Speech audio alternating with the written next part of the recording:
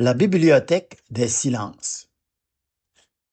Au nord du grand atelier, là où la nuit polaire est d'un bleu profond, se dresse un bâtiment que peu connaissent. Ce n'est pas un atelier bruyant, mais un sanctuaire pour les pensées non dites et les lettres sans encre. Plume, une chouette effraie des neiges, est la bibliothécaire. Elle ne lit pas les mots, elle les ressent avec ses ailes. Son seul compagnon est Bulle, un lutin silencieux qui s'exprime par les images mouvantes contenues dans les bulles de sa pipe en cristal. Un soir, une enveloppe atterrit doucement sur le bureau de Plume.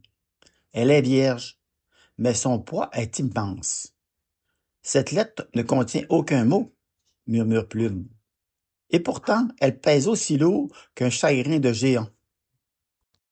Une bulle irisée se forme, révélant non pas des mots, mais une image.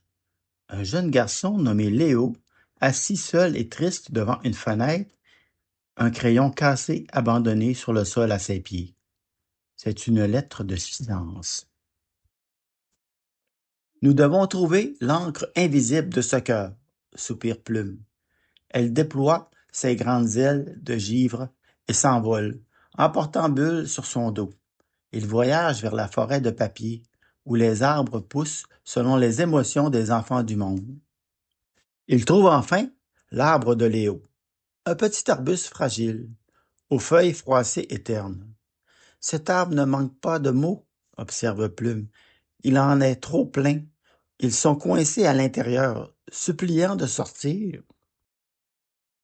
Bulle souffle une grande bulle qui entoure l'arbuste. La magie révèle l'histoire. Léo s'est disputé avec sa meilleure amie Chloé. Depuis, le silence s'est installé entre eux, froid et solide comme un mur de glace. Le chagrin de Léo n'est pas pour un objet, mais pour son ami. Nous allons fabriquer un pont de murmures, décide Plume. Bulle souffle des centaines de petites bulles scintillantes.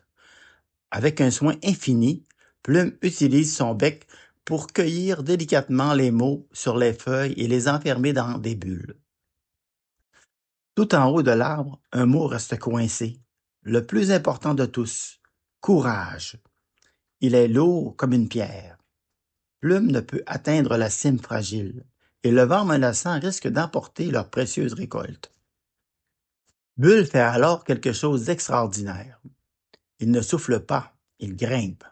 Se hissant de feuille en feuille, il atteint la cime, serre le mot courage contre son cœur et fredonne une douce mélodie.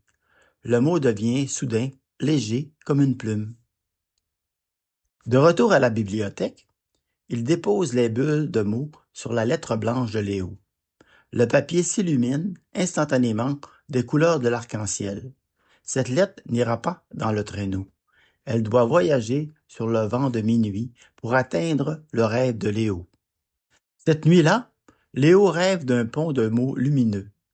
Le matin de Noël, il trouve le courage de sortir. Chloé l'attend. Un simple regard suffit. Je... commence Léo. Moi aussi, répond Chloé. Le silence est brisé et leur arbre, au pôle Nord, reverdit. Plume range précieusement l'enveloppe maintenant vide. Vois-tu, Plume, dit-elle, les cadeaux que l'on déballe sont merveilleux, mais les mots que l'on ose enfin dire sont la plus belle musique. Parfois, il faut un grand silence pour enfin entendre ce que le cœur essaie de crier. Merci pour votre écoute.